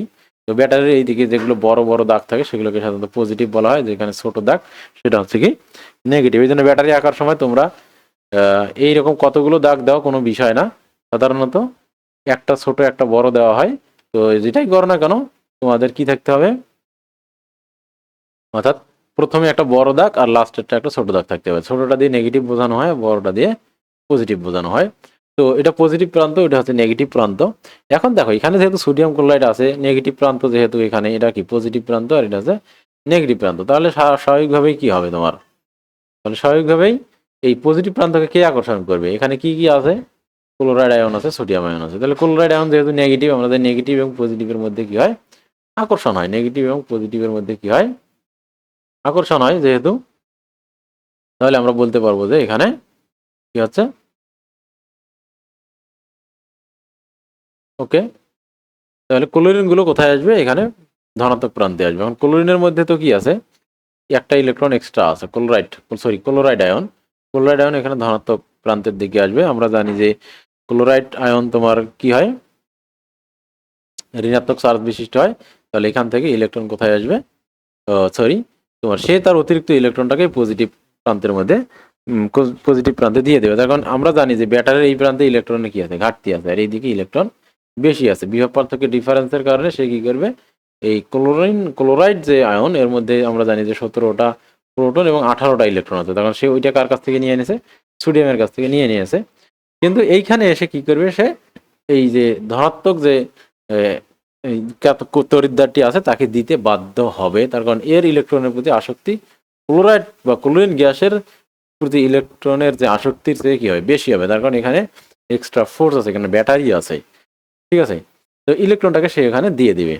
তাহলে এখানে তাহলে ক্লোরাইড আয়ন কি করলো, ইলেকট্রন পজিটিভ প্রান্তকে কি করলো, দিয়ে দিল। এই যে ক্লোরাইড কি করলো, ক্লোরাইন গ্যাস হইলো আর ইলেকট্রনটাকে ছেড়ে দিল। তাহলে এই প্রক্রিয়াটার নাম কি, আমরা পরে আসছি, এই প্রক্রিয়াটার নাম হচ্ছে জারণ। এই প্রক্রিয়াটার নাম হচ্ছে কি, জারণ। তাহলে জারণ কোথায় ঘটে, তাহলে ব্যাটারির ক্ষেত্রে পজিটিভ প্রান্তের দিকে জারণ ঘটে। তাহলে এখানে পজিটিভ যে তড়িৎদ্বার সেটি হচ্ছে তোমার অ্যানোড, পজিটিভ তড়িৎদ্বারটা। তাহলে এখানে অ্যানোড হচ্ছে কি পজিটিভ, এখানে অ্যানোড হচ্ছে পজিটিভটা, আর ক্যাথোডটা কি হবে, নেগেটিভ হবে। কেন, তখন এখানে নেগেটিভ চার্জ আছে, আর সোডিয়াম কি পজিটিভ চার্জে চার্জিত আছে। তাহলে সোডিয়াম যেহেতু পজিটিভ চার্জে চার্জিত আছে, সে কোথায় যাবে, নেগেটিভ প্রান্তের দিকে যাবে। অর্থাৎ নেগেটিভ প্রান্তে ইলেকট্রনের কি আছে, আধিক্য আছে। যেহেতু ইলেকট্রনের আধিক্য আছে আর সোডিয়ামের ইলেকট্রন একটা কম আছে, তাহলে ওখান থেকে ইলেকট্রন জোরপূর্বক কোথায়, সোডিয়ামের মধ্যে প্রবেশ করে সোডিয়ামকে কি করে দিবে, নিউট্রাল করে দিবে। অর্থাৎ সোডিয়াম আয়ন সোডিয়ামকে নিউট্রাল করে দিবে, সোডিয়াম আয়নকে নিউট্রাল করে দিবে। ফলে এখানে সোডিয়াম আয়নের কি ঘটবে, বিজারণ ঘটবে, নট সোডিয়ামের। এখানে ক্লোরাইড আয়নের জারণ ঘটবে, নট ক্লোরাইড ক্লোরিন। তাহলে এখানে ক্লোরাইড আয়নের জারণ ঘটতেছে, ক্লোরাইড আয়ন তার অতিরিক্ত ইলেকট্রনটাকে ছেড়ে দিচ্ছে, তার মানে এটা জারণ হচ্ছে, ইলেকট্রন ছেড়ে দেওয়াই মানে হচ্ছে জারণ। আর এখানে সোডিয়াম আয়ন ইলেকট্রন ত্যাগ করে সোডিয়াম ধাতুতে পরিণত হচ্ছে, এই জন্য এখানে সোডিয়াম আয়নের কি ঘটতেছে, বিজারণ ঘটতেছে। সোডিয়ামের জারণ ঘটে, কিন্তু সোডিয়াম আয়নের উল্টাটা হলে ইলেকট্রন গ্রহণ করে, অর্থাৎ বিজারণ হয়। তাহলে এখানে বিজারণটা হয় কোথায়, ঋণাত্মক প্রান্তে সেই ইলেকট্রনটা দিয়ে দেয়। এই জন্য এখানে কি, যে ব্যাটারির যে ঋণাত্মক প্রান্ত এখানেই সাধারণত কি বিজারণ ঘটে, সেই ইলেকট্রন নিয়ে নিবে। তাহলে কারো কাছ থেকে নিয়ে নেবে, তাহলে তার কি ঘটবে, বিজারণ ঘটবে, ঠিক আছে। তাকে দিবে, সরি ইলেকট্রন সে তাকে দিয়ে দিবে, এখানে ঋণাত্মক আছে, সে কাউকে ইলেকট্রন দিয়ে দিবে, সেই ইলেকট্রন কাউকে দিয়ে দিবে। এর ইলেকট্রন তো বেশি আছে, নেগেটিভ না, নেগেটিভ যে ইলেকট্রন বেশি, সে কাউকে ইলেকট্রন দিয়ে দিবে। তাহলে যাকে ইলেকট্রন দিয়ে দিবে তার বিজারণ ঘটবে। তার মানে এখানে নেগেটিভ প্রান্তে, ব্যাটারির নেগেটিভ প্রান্তে বিজারণ ঘটবে, এই জন্য এর নাম হচ্ছে ক্যাথোড। তাহলে আমরা জানি যে যেখানে বিজারণ ঘটে সেখানে তার নাম ক্যাথোড, ঠিক আছে। তাহলে ক্যাথোডে, তাহলে এইভাবে আমরা মেকানিজমের মাধ্যমে বুঝতে পারবো যে এখানে সে একটা ক্যাথোড পজিটিভ হবে নাকি নেগেটিভ হয়। তাহলে এই তড়িৎ বিশ্লেষণের ক্ষেত্রে অ্যানোডটা পজিটিভ আর ক্যাথোডটা নেগেটিভ, ঠিক আছে। তো এরপর দেখো, ক্যাথোড কর্তৃক যে আয়ন আকর্ষিত হয় তাকে বলা হয় ক্যাটায়ন, এবং অ্যানোড কর্তৃক যে আয়ন আকর্ষিত হয় তাকে বলা হয় অ্যানায়ন। আপনি দিনে বুঝতে পারছো। তাহলে ক্যাথোড যেহেতু কি, ক্যাথোড কি, ক্যাথোড যেহেতু নেগেটিভ চার্জে চার্জিত, তাহলে সে কি করে পজিটিভ চার্জকে আকর্ষণ করবে, এই জন্য পজিটিভ চার্জকে ক্যাটায়ন বলা হয়, ঠিক আছে। আর অ্যানোড যেহেতু পজিটিভ চার্জে চার্জিত, সে কাকে আকর্ষণ করবে, নেগেটিভ চার্জকে আকর্ষণ করবে, এই জন্য ওই নেগেটিভ চার্জকে বলা হয় অ্যানায়ন। তাহলে অ্যানায়ন এবং ক্যাটায়ন নামটা অ্যানোড এবং ক্যাথোড থেকে আসছে। তো আশা করি তোমরা এই জিনিসটা বুঝতে পারছো। ওকে, তো তাহলে এইভাবেই কি হয়, তোমার ক্লোরিন গ্যাস এবং সোডিয়াম গ্যাস উৎপন্ন হয়। কিন্তু জেনারেলি সোডিয়াম ধাতু উৎপন্ন হয় না, হয় হাইড্রোজেন গ্যাস। এখন সোডিয়ামের চেয়ে হাইড্রোজেন কম সক্রিয়। যাই হোক, এগুলো অন্য ঝামেলা আছে, আমরা আপাতত এইটুকুই পড়ি। এরপর দেখো, লিটমাস পেপারের সাহায্যে অ্যানোডের ক্লোরিন গ্যাস শনাক্তকরণ। এখন অ্যানোডের ক্লোরিন গ্যাস উৎপন্ন হয়েছে কি হয়নি সেটাকে এখন শনাক্ত করা হবে, যে অ্যানোডে ইলেকট্রন, সোডিয়াম গেল, ইলেকট্রন সেখানে অ্যানোডে সে দিয়ে দিবে, অ্যানোড যেহেতু পজিটিভ চার্জে চার্জিত, তাকে সে ইলেকট্রন দিবে, দেওয়ার পর ক্লোরিন গ্যাস উৎপন্ন হবে। এখানে কি হবে, অর্থাৎ তোমার ক্লোরাইডটা কি করবে, একটা ইলেকট্রনকে ত্যাগ করবে, একটা ইলেকট্রন কি করবে, ত্যাগ করে ক্লোরিন গ্যাসে পরিণত হবে। এটা থেকে হবে কি, ক্লোরিন গ্যাসে পরিণত হবে। তো দুইটা ইলেকট্রন, দুইটা ক্লোরাইড, দুইটা ইলেকট্রন ত্যাগ করে ক্লোরিন গ্যাসে পরিণত হবে। তো এটাকে টেস্ট করব আমরা।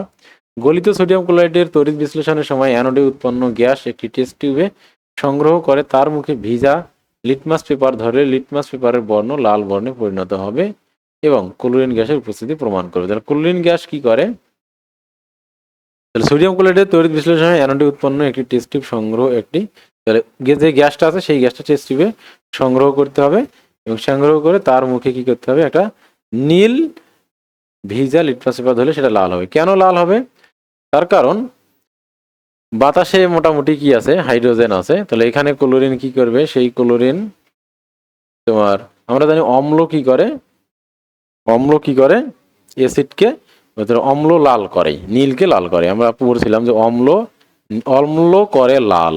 তাহলে অম্ল নীল লিটমাস পেপারকে লাল করে। এখন কথা হচ্ছে যে ক্লোরিন তো অম্ল না, ক্লোরিন তো অম্ল না, তাহলে আমরা যে গ্যাসটাকে কালেক্ট করলাম, বাতাসে কিন্তু জলীয় বাষ্প অটোমেটিক থাকেই, বাতাসে অটোমেটিক সবসময় জলীয় বাষ্প থাকে।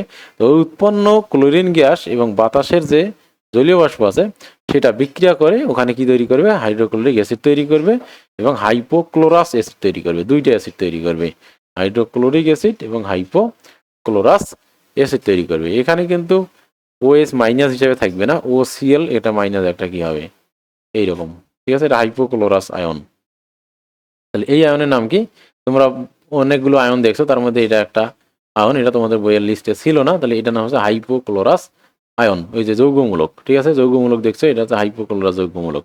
আচ্ছা যাই হোক, তাহলে এই দুইটা অ্যাসিড তৈরি হয়, এখন দুইটা যেহেতু অ্যাসিড তারা কি করবে, নীল লিটমাসকে লাল করবে। ওকে, বুঝতেই পারছো তোমরা বিষয়টা। যেহেতু ক্লোরিন পানির সাথে বিক্রিয়া করে হাইড্রোক্লোরিক অ্যাসিড এবং হাইপোক্লোরাস অ্যাসিড উৎপন্ন করে, তাই নীল লিটমাস কি করবে, লাল হয়ে যাবে, ঠিক আছে। আর এখানে যেহেতু ভিজা লিটমাস পেপার ধরা হয়েছে, ও এখানেও একটা বিষয় আছে, ভিজা লিটমাস পেপার যেহেতু ধরা হয়েছে, তার মানে কি ভিজা লিটমাস পেপারেও কি আছে, পানি আছে। তো পানি এবং ক্লোরিন বিক্রিয়া করে অ্যাসিড তৈরি করবে, সেই অ্যাসিড নীল লিটমাসকে লাল করবে, ঠিক আছে। তাহলে জলীয় বাষ্প তেমন হবে, সেই সাথে সাথে জলীয় বাষ্প যদি না থাকে তাহলে কি, বা খুবই কম যদি থাকে, সেক্ষেত্রে ওই জন্য লিটমাস পেপারকে ভিজিয়ে নেওয়া হয়েছে, ঠিক আছে। এরপর আছে গাঢ় সোডিয়াম ক্লোরাইডের তড়িৎ বিশ্লেষণ। তো গাঢ় সোডিয়াম ক্লোরাইডের তড়িৎ বিশ্লেষণটা হচ্ছে, দেখো, গাঢ় সোডিয়াম ক্লোরাইডের দ্রবণে সোডিয়াম ক্লোরাইড আয়ন দ্রবীভূত হয়ে সোডিয়াম আয়ন এবং ক্লোরাইড আয়ন উৎপন্ন হয়। তাহলে তো এখানে বিক্রিয়াটা এইরকম বিক্রিয়া হবে। এরপর হচ্ছে দেখো, সোডিয়াম ক্লোরাইড এখানে ভেঙে যায়, ভেঙে গিয়ে সোডিয়াম আয়ন এবং ক্লোরাইড আয়ন তৈরি হবে। গলিত সোডিয়াম ক্লোরাইডের মতো এখানে শুধু দুটি আয়ন থাকে না, এখানে পানির অণুও সামান্য পরিমাণে আয়নিত হয়ে H+ এবং OH- তৈরি করে। তাহলে পানিতে আমরা যে গলিত সোডিয়াম ক্লোরাইড একটা কথা, আর একটা হচ্ছে কি দ্রবণ সোডিয়াম ক্লোরাইডের দ্রবণ যদি হয়, তাহলে আগেটা ছিল সোডিয়াম ক্লোরাইড, গলিত সোডিয়াম ক্লোরাইড, ঠিক আছে। গলিত সোডিয়াম ক্লোরাইডে সোডিয়াম আয়ন এবং ক্লোরিন আয়ন ছাড়া অন্য কিছু থাকবে না, ঠিক আছে। এখন সোডিয়াম ক্লোরাইডকে গলিয়ে তড়িৎ বিশ্লেষণ করা, ইটস সো টাফ। এখন সোডিয়াম ক্লোরাইডের গলনাঙ্ক কি অনেক বেশি, 801 ডিগ্রি সেন্টিগ্রেড। এরপর দেখো, তাহলে এখন সোডিয়াম ক্লোরাইডকে কি করে, পানিতে দ্রবীভূত করে, অর্থাৎ সোডিয়াম ক্লোরাইডের জলীয় দ্রবণে তড়িৎ বিশ্লেষণটা করা খুব ইজি। কিন্তু যখন জলীয় দ্রবণ করা এটা করা হবে, তখন কিন্তু এখানে শুধু সোডিয়াম এবং ক্লোরাইড আয়ন থাকবে না, সেই সাথে সাথে কি থাকবে, পানি থেকে হাইড্রোজেন আয়ন থাকবে আর OH আয়ন কিছু পরিমাণে থাকবে। এখন এখানে যে নেগেটিভ তড়িৎদ্বারটা থাকবে, তোমার এখানে যে নেগেটিভ তড়িৎদ্বার আছে, এখন নেগেটিভ তড়িৎদ্বারের দিকে, ঠিক আছে, এই যে নেগেটিভ তড়িৎদ্বার, এখন মনে করো যে আমরা যদি জিনিসটাকে এইভাবে আঁকার চেষ্টা করি,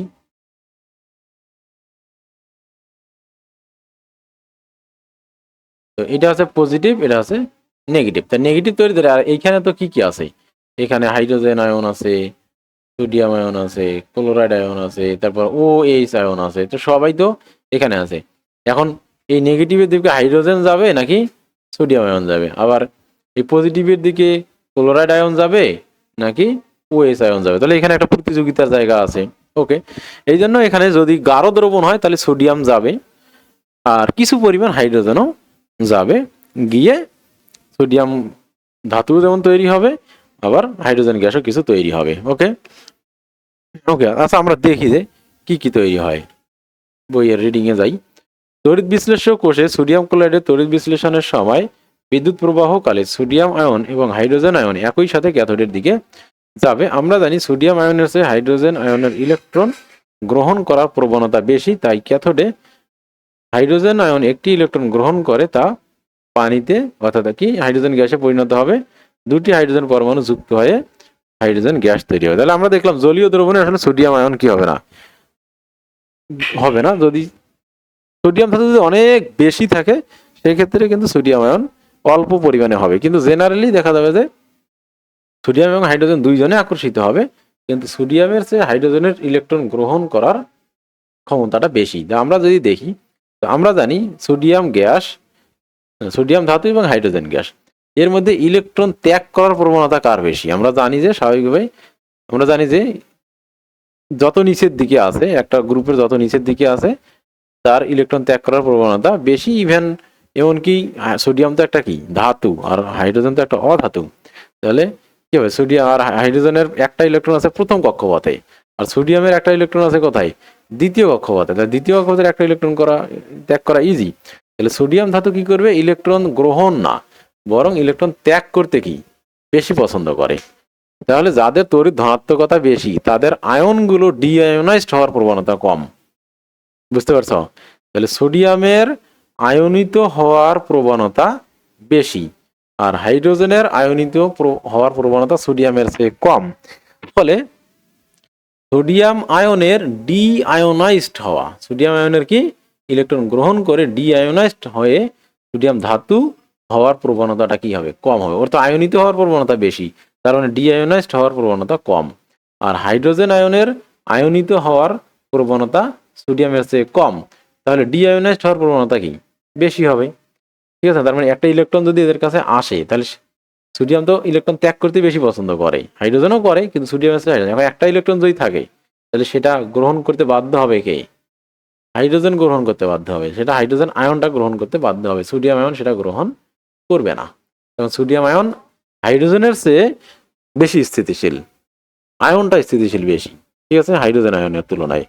তাহলে যারা ইলেকট্রন ত্যাগ করতে বেশি পছন্দ করে তারা ইলেকট্রন গ্রহণ করতে অপছন্দ করে। ঠিক আছে? তাহলে এখান থেকে আমরা একটা বুঝতে পারবো, তাহলে যে পদার্থগুলো যাদের আয়নীকরণ শক্তি কম, অর্থাৎ যারা কম তড়িৎ ধনাত্মক, বেশি তড়িৎ ধনাত্মক, যারা বেশি তড়িৎ ধনাত্মক ওদের আয়নগুলো পরে কি হবে, ইলেকট্রন গ্রহণ করবে। তাহলে ধনাত্মক আয়নের ক্ষেত্রে এই এই জিনিসটা, তাহলে কি হবে, তাহলে সোডিয়াম যেহেতু তোমার জারিত হওয়াটা পছন্দ করে, তাহলে সে বিজারিত হওয়াটাকে অপছন্দ করবে। আর হাইড্রোজেন, ওই জন্য হাইড্রোজেন এখানে বিজারণ হবে। তাহলে ইলেকট্রনটাকে গ্রহণ করবে কে, হাইড্রোজেন গ্রহণ করবে, নট সোডিয়াম। আর তাহলে আগে আমরা যেটা দেখলাম যে সোডিয়াম গ্যাস, সোডিয়াম যে তৈরি হইলো সেটা এর আগে দেখলাম যে, তাহলে সেখানে ওটা আসলে সোডিয়াম ক্লোরাইডের সোডিয়াম ক্লোরাইডের কি গলিত সোডিয়াম ক্লোরাইড, এটা ছিল কি, তখন ওটা কার জন্য আমরা বলতেছিলাম, গলিত সোডিয়াম ক্লোরাইড। তার কারণ ওখানে হাইড্রোজেন গ্যাস নেই, ওখানে কি আছে, গলিত সোডিয়াম ক্লোরাইড আছে, হাইড্রোজেন আয়ন ওখানে ছিল না। আর এখানে হচ্ছে কি সোডিয়াম ক্লোরাইডের দ্রবণ, এখানে সোডিয়াম ক্লোরাইডের কি দ্রবণ। তো যখন দ্রবণ থাকবে তখন এখানে হাইড্রোজেন আয়ন থাকবে, তো এই জন্য হাইড্রোজেন আয়নটাই আগে ইলেকট্রন গ্রহণ করবে, সোডিয়াম আয়ন ইলেকট্রন গ্রহণ করতে চাইবে না, তখন সোডিয়াম আয়ন হিসেবে থাকতেই বেশি পছন্দ করে। এই জন্য প্রত্যেকটা মৌলের কি আছে, এরকম সক্রিয়তার একটা সিরিজ আছে, যে কে আয়নিত হইতে বেশি পছন্দ করে, ওই লিস্টটা যদি আমাদের জানা থাকে তাহলে তাহলে বিপরীত ভাবে কি ডি আয়োনাইজড হইতে কে অপছন্দ করবে এটা আমরা বুঝতে পারবো। ঠিক আছে? তার মানে একই গ্রুপের যত উপর থেকে নিচে যাওয়া যাবে তত তাদের আয়নিত হওয়ার প্রবণতা বাড়বে, আর যত নিচ থেকে উপরের দিকে যাওয়া যাবে তত কি হবে, ডি আয়োনাইজড হওয়ার প্রবণতা বেশি হবে। বুঝতে পারছো? তার মানে আমরা যদি বলি যে এক জায়গায় কি আছে, সোডিয়াম আয়ন আছে, সোডিয়াম ধাতু আছে, আর এক জায়গায় পটাশিয়াম ধাতু আছে, তাহলে এখানে কে আগে জারিত হবে, সোডিয়াম আগে জারিত হবে। কেন, সোডিয়াম নিচে আছে, সরি পটাশিয়াম আগে জারিত হবে, পটাশিয়াম নিচে আছে, পটাশিয়াম বেশি ধনাত্মক। আবার কোথাও কি আছে, সোডিয়াম ধাতু আছে আর এক জায়গায় সোডিয়াম আয়ন আছে আর এক জায়গায় পটাশিয়াম আয়ন আছে, তাহলে এবার ইলেকট্রন কে আগে গ্রহণ করবে, এবার সোডিয়াম আগে ইলেকট্রন গ্রহণ করবে। তার কারণ কি, পটাশিয়াম আয়ন হিসেবে থাকতে বেশি আয়ন হওয়ার ক্ষেত্রে পটাশিয়াম অগ্রগামী। ঠিক আছে? তাহলে ডি আয়োনাইজড হওয়ার ক্ষেত্রে কি হবে, সে পশ্চাৎমুখী হবে, কারণ সে তো ইলেকট্রন ছেড়ে দিয়ে থাকতেই পছন্দ করে সোডিয়ামের চেয়ে। সোডিয়ামও পছন্দ করে কিন্তু পটাশিয়ামেরটা বেশি, তাহলে ডি আয়োনাইজড হবে। তাহলে ইলেকট্রন এই দুজনের মধ্যে আগে গ্রহণ করবে কে, সোডিয়াম। তো ওইখানেও তাই। তো একই জিনিস নিয়ে অনেকক্ষণ ধরেই কথা বলতেছি আমি। ওকে, এই জন্য এখানে সোডিয়াম উৎপন্ন না হয়ে হাইড্রোজেন গ্যাস উৎপন্ন হবে। একইভাবে অ্যানোডে একই সাথে ক্লোরাইড এবং হাইড্রোক্সাইড আয়ন যায়। আমরা জানি হাইড্রোক্সাইড আয়নের ইলেকট্রন দানের প্রবণতা ক্লোরাইড আয়নের চেয়ে বেশি থাকলেও ক্লোরাইড আয়নের ঘনমাত্রা হাইড্রোজেন আয়নের ঘনমাত্রার চেয়ে অনেক বেশি বলে হাইড্রোক্সাইড আয়নের চেয়ে ক্লোরাইড আয়ন আগে অ্যানোডে ইলেকট্রন ত্যাগ করে। তাহলে একইভাবে প্রত্যেকটা আয়নের ক্ষেত্রেই ইলেকট্রন গ্রহণ করা এবং ত্যাগ করার জন্য একটা কি আছে, প্রবণতা আছে। ঠিক আছে? কে আগে ইলেকট্রন ত্যাগ করবে, কে আগে ইলেকট্রন গ্রহণ করবে, এইরকম করে কি আছে, প্রত্যেকটা আয়নের জন্য এরকম তোমার হিসাব আছে, মানে ক্রম আছে, সক্রিয়তার একটা ক্রম আছে, সক্রিয়তার সিরিজ আছে, কোন আয়ন আগে জারিত হবে, কোন আয়ন আগে বিজারিত হবে, যারা আগে জারিত হয় তারা পরে বিজারিত হয়। ওকে, এখন এইটার ক্ষেত্রে ওই OH, তোমার যেটা OH আয়ন আর ক্লোরাইড আয়ন, ঠিক আছে, এটার মধ্যে আয়নিত হতে কে থাকতে, OH-টা এখানে তোমার ক্লোরাইডটা বেশি আয়নিত হয়ে থাকতে পছন্দ করে। তখন আমরা জানি যে ক্লোরিন কি আছে, 7 নম্বর কক্ষপথে আছে। ক্লোরিন কোথায় আছে? 7 নম্বর গ্রুপে আছে। তো 7 নম্বর গ্রুপে যেহেতু আছে, তার মাত্র একটা ইলেকট্রন লাগে, মাত্র কয়টা ইলেকট্রন লাগে? আর 7 যোগ 1 8। তো আমরা জানি যে এ ডান দিকে আছে, তার মানে এই গ্যাসটা, ক্লোরিন গ্যাসটা ন্যাচারালি কি অধাতু এবং তার ইলেকট্রন গ্রহণ করার প্রবণতাটা অনেক বেশি। আর ওএসটা এখানে একটা কি, এটা তো যৌগমূলক। তো একটা যৌগমূলক কখনোই কি হবে না, একটা পিওর মৌলিক পদার্থ বা ধাতুর চেয়ে কি হতে পারে না, বেশি সক্রিয় হবে না। তো ক্লোরিন এখানে তোমার তোমার তাহলে এখানে ক্লোরিনটা মাইনাস হিসেবে থাকতেই পছন্দ করবে বেশি, আয়ন হিসেবে থাকতে বেশি, মানে জেনারেলি যদি সমান সমান থাকে তাহলে ক্লোরিন কি হবে, ইলেকট্রন গ্রহণ করা অবস্থায় থাকবে, ক্লোরিনের ইলেকট্রনের প্রতি আকর্ষণ বেশি, সেই ইলেকট্রন গ্রহণ করতে চাইবে না। তখন কি ইলেকট্রন গ্রহণ করবে? OH ইলেকট্রন গ্রহণ করে পানিতেই হবে, ঠিক আছে, জেনারেলি। কিন্তু এইখানে বলা আছে যে এটা গাঢ় সোডিয়াম ক্লোরাইডের দ্রবণ। যেহেতু গাঢ় সোডিয়াম ক্লোরাইডের দ্রবণ, তাহলে হাইড্রোজেনের তুলনায় ক্লোরাইড আয়ন এখানে অনেক বেশি আছে। হাইড্রোক্সাইড আয়নের তুলনায় ক্লোরাইড আয়ন কি আছে, অনেক বেশি আছে, যার ফলে এই প্রতিযোগিতায় ক্লোরাইড আয়ন জিতে যাবে। ক্লোরাইড আয়ন অধিক কি হবে, তড়িৎদ্বারটার কাছে যাবে এবং সেই ইলেকট্রন ত্যাগ করে ক্লোরিন গ্যাসে পরিণত হবে, ঠিক আছে। এখন তোমরা প্রশ্ন করতে পারো, তাহলে হাইড্রোজেন আয়ন এবং সোডিয়াম আয়নের ক্ষেত্রেও তো সোডিয়াম আয়নের ঘনমাত্রা বেশি, তাহলে কেন কি সোডিয়াম আয়ন তোমার বিজারিত হইল না, হাইড্রোজেন কেন বিজারিত হইল?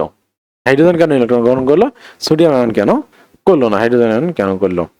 এখানে তো সোডিয়াম আয়নের ঘনমাত্রা বেশি। তো আসলে এইখানে কে জারিত হবে, কে বিজারিত হবে, এখানে দুইটা জিনিসের উপর কি করে ডিপেন্ড করে। কয়টা জিনিসের উপর ডিপেন্ড করে? দুইটা। একটা হচ্ছে সক্রিয়তার সিরিজ, একটা হচ্ছে সক্রিয়তার ক্রম, অর্থাৎ কে কত বেশি সক্রিয়, এটা একটা। আর একটা হচ্ছে ঘনমাত্রা বা ঘনত্ব, তাহলে এই দুইটা ক্রাইটেরিয়ার উপর ডিপেন্ড করে কি হয়, কে আগে জারিত হবে, কে আগে বিজারিত হবে, এগুলো ফিক্সড হয়। তাহলে সক্রিয়তার ক্রমে সোডিয়াম আছে অনেক উপরে, সোডিয়ামটা অনেক উপরে আছে, সোডিয়াম কি হয় অনেক, আর হাইড্রোজেন অনেক নিচে। হাইড্রোজেনের তুলনায় সোডিয়াম অনেক গুণ বেশি সক্রিয়। এই জন্য হাইড্রোজেন যদি একটাও থাকে আর সোডিয়াম যদি 1 কোটিও থাকে, তারপরও সোডিয়াম আয়নিত অবস্থায় থাকবে। ওই একটা হাইড্রোজেনকে সে কি করবে, একটা এই হাইড্রোজেন আয়নকে সে কি করবে, হাইড্রোজেন গ্যাসে অর্থাৎ ইলেকট্রন গ্রহণ করতে বাধ্য করবে, ঠিক আছে। ওকে, আর যেগুলো মোটামুটি কাছাকাছি, যেগুলোর সক্রিয়তার ক্রম খুব কাছাকাছি, যেমন সোডিয়াম আর পটাশিয়াম, এটা কি খুব কাছাকাছি, এরপরে এটা এখানে আমরা দেখতেছি যে সোডিয়াম কি করবে, আগে ইলেকট্রন ত্যাগ করবে, পটাশিয়াম পরে করবে। এইখানে যদি পটাশিয়াম অনেক বেশি থাকে, পটাশিয়ামের ঘনমাত্রা যদি কি হয় অনেক বেশি হয়, সেই ক্ষেত্রে সোডিয়ামের আগে কি পটাশিয়াম হয়ে যাবে। অর্থাৎ সক্রিয়তার ক্রম এবং ঘনমাত্রা এই দুইটার একটা ব্যালেন্সড অবস্থার মধ্যে থেকে, এগুলো আমরা বুঝতে পারবো না, এগুলো যে পরীক্ষা নিরীক্ষা করে পাওয়া গেছে যে ঘনমাত্রা এবং সক্রিয়তার সিরিজ এই দুইটার উপর নির্ভর করে কে আগে বিক্রিয়া করবে, কে পরে করবে। তো যদি সমান ঘনমাত্রা থাকে, যদি মোটামুটি সমান ঘনমাত্রা থাকে, তখন সক্রিয়তার ক্রমটা কি হয় কাজ করে। আর ঘনমাত্রার ডিফারেন্সটা যদি অনেক বেশি হয়, তখন সক্রিয়তার সিরিজ কাজ করে না, ঠিক আছে। তো এই জন্য এখানে সোডিয়াম এবং ক্লোরাইডের ক্ষেত্রে ক্লোরিন বেশি সক্রিয়, ক্লোরিন কি করবে আয়ন হিসেবে থাকতে বেশি পছন্দ করে, কথা সত্য, বাট হাইড্রোজেনের তুলনায় বেশি, এটাও সত্য, কিন্তু খুব বেশি না। এই জন্য এখানে ঘনমাত্রার পার্থক্যটা কি করতে পারছে, পরিবর্তন করে দিতে পারছে সক্রিয়তাটাকে। কিন্তু সোডিয়াম আয়ন এবং হাইড্রোজেন আয়নের ক্ষেত্রে সোডিয়ামের চেয়ে হাইড্রোজেন এতই বেশি সক্রিয় যে এখানে ঘনমাত্রা কি করতে পারে নাই, কোনো প্রভাব ফেলতে পারে নাই, ঠিক আছে। তো এই হচ্ছে বিষয় এখানে। তাহলে এরপর দেখো পাত্রে তাহলে সোডিয়াম আয়ন এবং হাইড্রোক্সিল আয়ন থেকে যাবে, ফলে সোডিয়াম হাইড্রোক্সাইড উৎপন্ন হবে। তাহলে এখানে কি হবে, ক্ষার তৈরি হবে। তো আমরা জানি যে পানিতে দ্রবীভূত এটা ক্ষার তৈরি হবে। হ্যাঁ, সহজ কথায় সোডিয়াম হাইড্রোক্সাইড ক্ষার উৎপন্ন হবে। এভাবে কোনো দ্রবণে একের অধিক প্রকারের ক্যাটায়ন ও অ্যানায়ন উপস্থিত থাকলে ক্যাথোডে কি করবে, কোন ক্যাটায়ন আগে গিয়ে চার্জ মুক্ত হবে এবং অ্যানোডে কোন অ্যানায়ন আগে গিয়ে চার্জ মুক্ত হবে, এটি তিনটি বিষয়ের উপর নির্ভর করে। একটা তো আমি বললাম প্রবণতা, সক্রিয়তা, প্রথমটা হচ্ছে কি সক্রিয়তা, আমি দুইটা বলেছি, এখানে বলতেছে তিনটা। যাই হোক, ক্যাটায়ন এবং অ্যানায়ন চার্জ মুক্ত হওয়ার প্রবণতা, তাহলে কে আগে চার্জ মুক্ত হবে, অর্থাৎ যে আগে চার্জ যুক্ত হইতে চায় সে পরে চার্জ মুক্ত হবে, তার একটা সিরিজ এখানে দিয়েছে। তাহলে তড়িৎ বিশ্লেষণের সময় দ্রবণে একের অধিক প্রকার ক্যাটায়ন থাকলে ক্যাটায়ন সমূহের মধ্যে কোনটি আগে ক্যাথোডে গিয়ে ইলেকট্রন গ্রহণ করে চার্জ মুক্ত হবে, কোনটি পরে ইলেকট্রন গ্রহণ করে চার্জ মুক্ত হবে, তার উপর ভিত্তি করে ক্যাটায়ন সমূহকে একটি সারণীতে সাজানো হয়েছে। এগুলো ঘনমাত্রা একই রকম থাকার প্রেক্ষিতে এই সারণীকে ধাতুর সক্রিয়তা সিরিজ বলে বা ধাতুর তড়িৎ রাসায়নিক সারি বলা হয়। ঠিক আছে, এই সারির যে কোনো দুটি মৌলের মধ্যে যে ধাতুটি উপরে অবস্থিত সেই ধাতুটি অধিক সক্রিয় এবং সেই ধাতুটি দ্রুত বিক্রিয়া করে। আবার এই সারির যে কোনো দুটি মৌলের আয়নের মধ্যে যে আয়নটি নিচে অবস্থিত সেটি আগে ইলেকট্রন গ্রহণ করে আগে চার্জ মুক্ত হবে এবং আগে বিজারিত হবে। তাহলে আমরা কি বললাম, তাহলে এখানে আয়নের ক্ষেত্রে বলছে, এগুলো হচ্ছে কি আয়ন। তাহলে আয়নের ক্ষেত্রে যেহেতু বলছে, তাহলে এই সারির ধাতুর কথা বলে না, এখানে আয়নের কথা বলছে। তাহলে উপরে যে আয়নগুলো আছে, তাহলে উপরের আয়নগুলো হবে কি বেশি সক্রিয়, আর যত নিচে যাবে তাদের সক্রিয়তা আস্তে আস্তে কমতে থাকবে। ঠিক আছে, এই সারণীকে ধাতুর সক্রিয়তা সিরিজ বা ধাতুর রাসায়নিক সারি বলা হয়। তাহলে এই সারির যে কোনো দুটি মৌলের মধ্যে যে ধাতুটি উপরে অবস্থিত সেই ধাতুটি অধিক সক্রিয়, অর্থাৎ সেই ধাতুটি দ্রুত বিক্রিয়া করবে। তাহলে এই মানে লিথিয়াম ধাতুটা সবচেয়ে বেশি সক্রিয়। ঠিক আছে, লিথিয়াম থেকে সবার আগে লিথিয়াম আয়নে পরিণত হবে, তারপর পটাশিয়াম থেকে পটাশিয়াম আয়নে পরিণত হবে, তারপর সোডিয়াম থেকে সোডিয়াম আয়নে, অর্থাৎ ধাতু থেকে আয়নে পরিণত হওয়ার ক্ষেত্রে উপরের গুলো আগে কি করবে, আয়নিত হবে। কিন্তু যদি বিপরীত প্রক্রিয়া, অর্থাৎ এই আয়ন থেকে ধাতুতে পরিণত হবে, সেক্ষেত্রে নিচেরটা আগে, অর্থাৎ এই হবে সবথেকে কি সবার আগে ইলেকট্রন গ্রহণ করবে। তাহলে তড়িৎ বিশ্লেষ্য প্রক্রিয়ায় তাহলে যখন রাসায়নিক বিক্রিয়া ঘটবে তখন সবার শেষে কি করবে, বিক্রিয়া করবে। আর যখন তড়িৎ বিশ্লেষণের সময় ডিআয়োনাইজড হইতে হবে, ইলেকট্রন গ্রহণ করতে হবে, তখন আবার সবার আগে যাবে, অর্থাৎ তড়িৎ দ্বারে সবার আগে গিয়ে ইলেকট্রন গ্রহণ করবে, আর বিক্রিয়া করার সময় সবার শেষে ইলেকট্রন ত্যাগ করবে, অর্থাৎ ইলেকট্রনের প্রতি এর আকর্ষণ অন্য সবার চেয়ে বেশি। ঠিক আছে, বুঝতে পারছো? তাহলে ধাতু হিসেবে বিক্রিয়া করার সময় লিথিয়াম সবচেয়ে সক্রিয়, আর আয়ন হিসেবে বিক্রিয়া করার সময় সবচেয়ে বেশি সক্রিয় হচ্ছে নিচেরটা। তাহলে উপরেরটা, তাহলে এই সিরিয়াল যদি আমাদের মুখস্থ থাকে, লিথিয়াম পটাশিয়াম কে না কে কি যেন একটা ছন্দ আছে, আচ্ছা যাই হোক, তো এই সিরিয়ালগুলো এই ছন্দ অনুযায়ী তোমরা যদি এটা কি করো, মুখস্থ করতে পারো, তাহলে কি হবে, এই সিরিয়ালগুলো যদি তোমরা মনে রাখো, তাহলে যেটা হবে কি তোমাদের ক্ষেত্রে, যদি উপরের গুলো হবে যখন ধাতু হিসেবে বিক্রিয়া করবে তখন উপরেরটা সবার আগে বিক্রিয়া করবে, আর যখন অধাতু হিসেবে, যখন না তড়িৎ বিশ্লেষণ হবে তবে সবার আগে নিচেরটা ইলেকট্রন গ্রহণ করবে। একইভাবে এখানেও এখানে কিছু আয়ন দিয়েছে, এই আয়নগুলোর ক্ষেত্রে তাহলে সবার আগে কি ইলেকট্রন গ্রহণ করবে, নিচেরটা।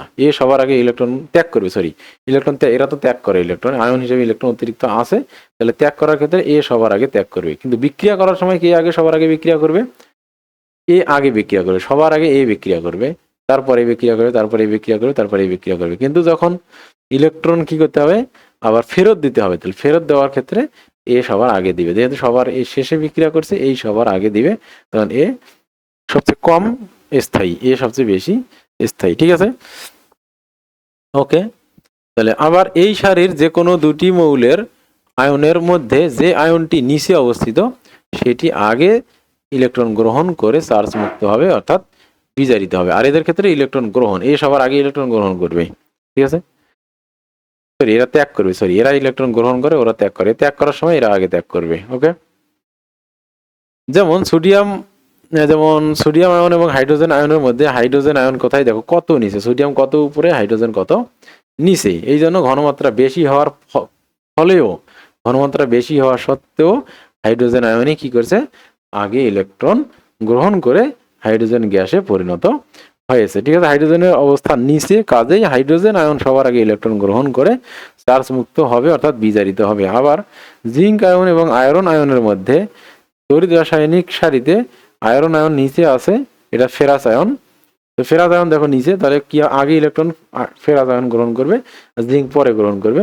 কিন্তু এখানে যেহেতু এরা খুব কাছাকাছি, এখানে ঘনমাত্রা ইফেক্ট ফেলবে। ঠিক আছে, তাহলে আগে কে ইলেকট্রন গ্রহণ করবে, ফেরাস আয়ন আগে ইলেকট্রন গ্রহণ করে ধাতুতে পরিণত হবে তারপর। আর বিক্রিয়া করার সময় যদি জিঙ্ক আয়ন থাকে, জিঙ্ক এবং আয়রন থাকে, সেক্ষেত্রে কি করবে, জিঙ্ক আগে বিক্রিয়া করবে, আয়রন পরে বিক্রিয়া করবে। সেই হিসেবে যদি আমরা বলতে পারি যে ফেরাস সালফেট আর জিঙ্ক যদি থাকে, তাহলে কি করবে, জিঙ্ক আয়রনকে তুলে দিবে, জিঙ্ক সালফেট উৎপন্ন হবে আর আয়রন, তাহলে তার কারণ জিঙ্ক বেশি সক্রিয়, তাহলে জিঙ্ক কি করবে, আয়রনকে ইলেকট্রন গ্রহণ করতে বাধ্য করবে। এই জন্য তো আয়রন আগে ইলেকট্রন গ্রহণ করে, তাহলে জিঙ্ক সালফেট এবং এটা হবে। কিন্তু রিভার্স বিক্রিয়া ঘটবে না, এখানে দ্বিমুখী বিক্রিয়া ঘটবে না, আয়রন কি করতে পারবে না, জিঙ্ককে রিপ্লেস করতে পারবে না। বুঝতে পারছো? তো এই হচ্ছে অবস্থা। আবার এগুলোর ক্ষেত্রে তাহলে এখানে দেখো ক্লোরিন এবং হাইড্রোক্সিল আয়নের মধ্যে খুব বেশি ডিফারেন্স নাই, মাত্র 4টে। আর এখানে কি কত উপরে আর এটা হাইড্রোজেন কত হয়েছে, এই জন্য এখানে তোমার ইয়েটা প্রভাব ফেলতে পারছে। ইলেকট্রন এই চার্ট অনুযায়ী ক্লোরিন কি হওয়ার কথা, ইলেকট্রন পরে ত্যাগ করার কথা, আর আগে ত্যাগ করার কথা। কিন্তু এখানে ঘনমাত্রা বেশি হওয়ার কারণে ও আগে ইলেকট্রন ত্যাগ করে ক্লোরিন গ্যাসে পরিণত হয়েছে। তাহলে এখানে যেহেতু ডিফারেন্সটা খুব বেশি না, এই জন্য ঘনমাত্রা এখানে ইফেক্ট ফেলছে। অনুরূপভাবে তড়িৎ বিশ্লেষণের সময় একাধিক যদি অ্যানায়ন থাকলে অ্যানোডের আয়নসমূহের মধ্যে কোনটি আগে ইলেকট্রন ত্যাগ করে চার্জ মুক্ত হবে, যেগুলো অ্যানায়ন আর কি, যারা ইলেকট্রন ত্যাগ করে, এবং কোনটি পরে ইলেকট্রন করে চার্জ মুক্ত হবে, তার উপর ভিত্তি করে অ্যানায়ন সমূহকেও একটি সারণীতে সাজানো হয়েছে। এই সারণীকে অ্যানায়নের তড়িৎ রাসায়নিক সারি বলা হয়। এই সারিতে যে কোনো দুটি আয়নের মধ্যে যেটি নিচে অবস্থিত সেটি আগে ইলেকট্রন ত্যাগ করে চার্জ মুক্ত হবে, অর্থাৎ আগে জারিত হবে। যেমন সালফেট আয়ন এবং ক্লোরাইড আয়নের মধ্যে ক্লোরাইড আয়ন নিচে আছে, এই জন্য ক্লোরাইড আয়ন আগে ইলেকট্রন ত্যাগ করে চার্জ মুক্ত হবে এবং আগে জারিত হবে। এবং ক্লোরাইড আয়ন এবং হাইড্রোক্সিল আয়নের মধ্যে হাইড্রোক্সিল আয়ন তড়িৎ রাসায়নিক সারির নিচে অবস্থিত, কাজেই হাইড্রোক্সিল আয়ন আগে ইলেকট্রন ত্যাগ করে চার্জ মুক্ত হবে, অর্থাৎ আগে জারিত হবে। কিন্তু এই ক্ষেত্রে এটার ব্যতিক্রম ঘটতেছে, কেন, সোডিয়াম ক্লোরাইডের ঘনমাত্রা অনেক বেশি। আর 2 নম্বর হচ্ছে ক্যাটায়ন ও অ্যানায়নের ঘনমাত্রার প্রভাব। ঠিক আছে, তো ক্যাটায়ন এবং ওই যে ঘনমাত্রার প্রভাব, যা কার ঘনমাত্রা বেশি, ওটা তো হইলো ওই যে ঘনমাত্রা 2 নম্বর যেটা বলা ছিল, যে দ্রবণে একের অধিক ক্যাটায়ন বা অ্যানায়ন থাকলে চার্জ মুক্ত হওয়ার প্রবণতার চেয়ে ঘনমাত্রার প্রভাবটা অনেক বেশি কার্যকর হয়। যেমন কক্ষ তাপমাত্রায় 0.1 মোলার সোডিয়াম ক্লোরাইডের জলীয় দ্রবণে অ্যানায়ন ক্লোরাইডের ঘনমাত্রা হবে 0.1 মোলার। হ্যাঁ, একইভাবে ওইটাই হবে, তখন 1 মোল করে আছে, 0.1 মোলার হবে। অন্যদিকে পানির বিয়োজনে হাইড্রোক্সিল আয়নের ঘনমাত্রা হবে কত, মাত্র 10⁻7 মোলার, কত কম, অনেক কম। এই জন্য কি হবে, এখানে ক্লোরাইড আয়নে কি হবে, অর্থাৎ ক্লোরাইড আয়নের ঘনমাত্রা হাইড্রোজেনের আয়নের ঘনমাত্রার তুলনায় 10⁻6 গুণ বেশি থাকবে। ঠিক আছে, তো পানিরটা এটা মাথায় রাখবো মেনলি, পানিতে 10 হাইড্রোজেন হয় 10⁻7, হাইড্রোক্সিল হয় 10⁻7। চার্জ মুক্ত হওয়ার প্রবণতার সারিতে হাইড্রোক্সিল আয়নের অবস্থান ক্লোরাইড আয়নের নিচে হওয়ায় হাইড্রোক্সিল আয়নের আগে চার্জ মুক্ত হওয়ার প্রবণতা বেশি, কিন্তু ক্লোরাইড আয়নের ঘনমাত্রা বেশি হয় ক্লোরাইড আয়ন আগে চার্জ মুক্ত হবে। তাহলে এটা কি ঘনমাত্রার উপর নির্ভর করলো। আর একটা হচ্ছে তড়িৎদ্বারের প্রকৃতি। তো ওই যেটা বললাম যে সোডিয়াম এবং হাইড্রোজেনের ক্ষেত্রে কেন হইলো না, তার কারণ ওইখানে ডিফারেন্সটা বেশি, এখানে এই জন্য ইয়েটা কাজ করে না, ঘনমাত্রা কাজ করে নাই। ঠিক আছে, এরপর দেখো তড়িৎদ্বারের প্রকৃতিটা আমি বলি নাই তখন, এবার দেখো তড়িৎদ্বার। তো তড়িৎদ্বারগুলোর আবার কি আছে, মানে কোনো একটা আয়নকে নিজের দিকে আকর্ষণ করার একটা এক্সট্রা ক্ষমতা আছে। তড়িৎ বিশ্লেষক কোষে তড়িৎদ্বারের প্রকৃতি অনেক সময় চার্জ মুক্ত হওয়ার জন্য উপরের 2টি নিয়মের ব্যতিক্রম ঘটায়। তোমরা দেখেছো সোডিয়াম ক্লোরাইডের জলীয় দ্রবণে 2 ধরনের ক্যাটায়ন থাকে, সোডিয়াম আয়ন, অপরটি হাইড্রোজেন আয়ন। যদি প্লাটিনাম তড়িৎদ্বার ব্যবহার করা হয় তবে চার্জ মুক্ত হওয়ার প্রবণতা অনুযায়ী হাইড্রোজেন চার্জ মুক্ত হয়, হাইড্রোজেন গ্যাস উৎপন্ন হয়। আবার যদি পারদকে ক্যাথোড রূপে ব্যবহার করা হয় তখন আবার সোডিয়াম আয়ন আগে চার্জমুক্ত হয়। তাহলে আমরা দেখলাম এমনি নর্মাল তড়িৎদ্বার হোক বা পারদ তড়িৎদ্বার হোক, সরি তোমার কি তড়িৎদ্বার, এখানে মাথায় রাখতে প্লাটিনাম তড়িৎদ্বার। তাহলে প্লাটিনাম কাকে টানে? প্লাটিনাম টানে হাইড্রোজেনকে। প্লাটিনাম টানে কাকে? হাইড্রোজেনকে। আর পারদ টানে কাকে? পারদ টানে সোডিয়ামকে। ঠিক আছে, পারদ টানে সোডিয়ামকে। বুঝতে পারছো? তাহলে এখানে না ঘনমাত্রা না সক্রিয়তা সিরিজ কিচ্ছু কাজ করতেছে না, কাজ করতেছে কি তড়িৎদ্বার। তাহলে তড়িৎদ্বারের প্রভাবটাই সবচেয়ে বেশি যখন তার প্রভাব কাজ করে, আর যার প্রভাব কাজ করে না তার তো নাই। এরপর হচ্ছে বিশুদ্ধ পানির তড়িৎ বিশ্লেষণ। বিশুদ্ধ পানিকে তড়িৎ বিশ্লেষণ করতে তড়িৎ বিশ্লেষণ কোষে নিষ্ক্রিয় ধাতুর অ্যানোড ও ক্যাথোড ব্যবহার করা হয়। নিষ্ক্রিয় ধাতু কেন? নিষ্ক্রিয় ধাতু যদি না হয় তাহলে ওই ধাতুগুলোই কি করবে? বিক্রিয়া করতে পারে। তখন হাইড্রোজেন তো কম সক্রিয়, তো হাইড্রোজেনের আগে ওরাই কি করবে? বিক্রিয়া করতে পারে। এই জন্য নিষ্ক্রিয় ধাতু দেওয়া হয়। এক্ষেত্রে প্লাটিনাম ধাতু খুব কম নিষ্ক্রিয়। প্লাটিনাম ধাতুর পাত অ্যানোড এবং ক্যাথোড হিসেবে ব্যবহার করে। তাহলে উভয় ক্ষেত্রে অ্যানোড এবং ক্যাথোডে প্লাটিনাম ধাতু থাকে এবং সামান্য পরিমাণ পানি আয়নিত থাকে। তাহলে পানি আমরা জানি যে পানি খুব কম পরিমাণ আয়নিত হয় শুধু পানি থাকলে।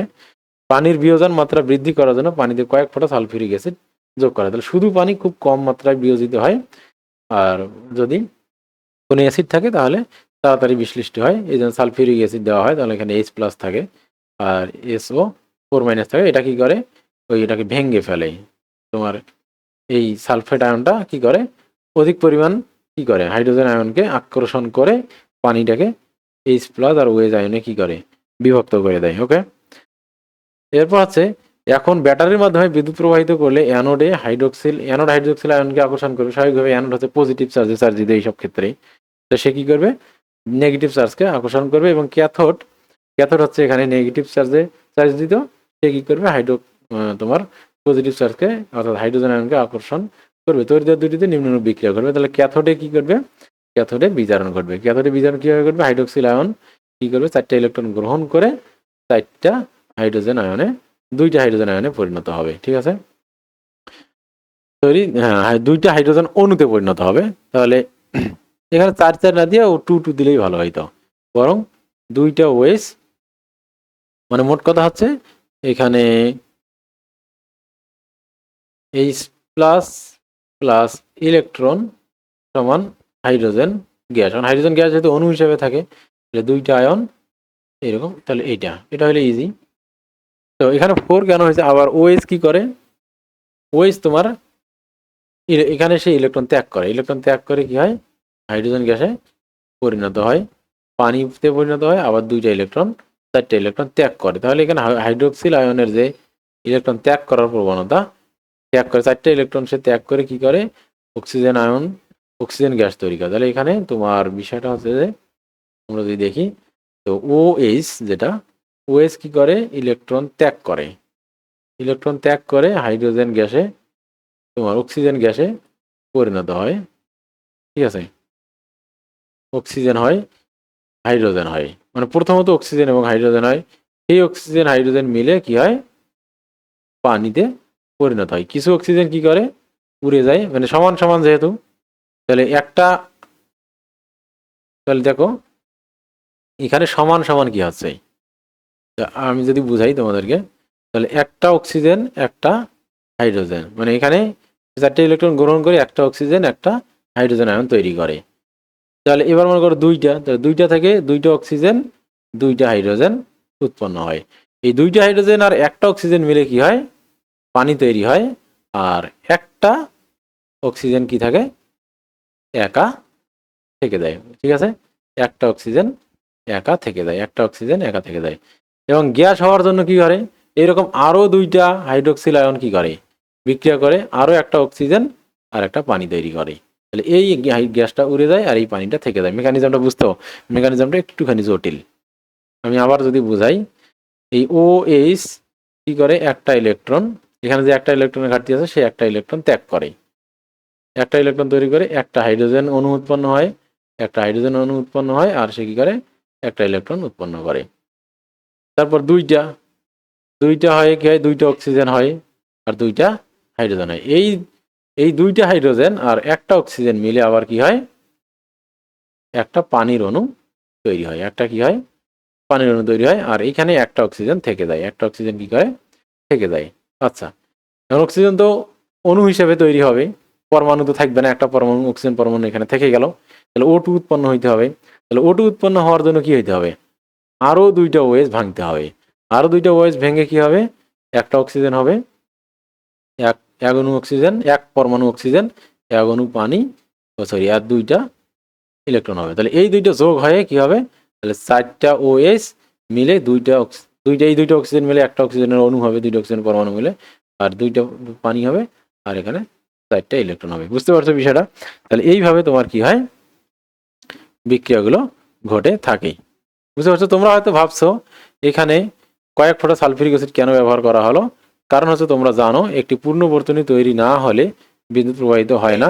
অ্যানোড, ক্যাথোড এবং ব্যাটারির মধ্যে ইলেকট্রনের মাধ্যমে বিদ্যুৎ প্রবাহিত হয়, কিন্তু তরলের মধ্যে আয়নের মাধ্যমে বিদ্যুৎ প্রবাহিত হয়। পানি খুব অল্প পরিমাণে আয়নিত হয়, তাই বিশুদ্ধ পানি বিদ্যুৎ অপরিবাহীর মতো আচরণ করে। বিদ্যুৎ পরিবাহিতা বাড়াতে সামান্য পরিমাণে সালফিউরিক অ্যাসিড ব্যবহার করা হয়। তাহলে আমরা জানি যে তড়িৎ বিশ্লেষণ শুধু তখনই ঘটবে যখন ওর মধ্যে দিয়ে বিদ্যুৎ পরিবহন হবে। তাহলে বিশুদ্ধ পানি খুব কম পরিমাণে বিশ্লিষ্ট হয়, এই জন্য বিদ্যুৎ প্রায় পরিবহন হয় না বললেই চলে। এই জন্য বিদ্যুৎ পরিবাহিতা বাড়ানোর জন্য সালফিউরিক অ্যাসিড অ্যাড করা হয়। তখন সালফিউরিক অ্যাসিড অ্যাড হলে এখানে আয়নের পরিমাণ বেড়ে যায়, ফলে বিদ্যুতের পরিবাহিতা বেড়ে যায়, ফলে পানি সহজে বিশ্লিষ্ট হয়। এই হচ্ছে অবস্থা। তো আমরা আজকে এই পর্যন্ত থাকি। এর পরের যে অংশটা আমরা কি করব, এই বাকি অধ্যায়টা পরের ক্লাসে শেষ করে দেবো ইনশাআল্লাহ।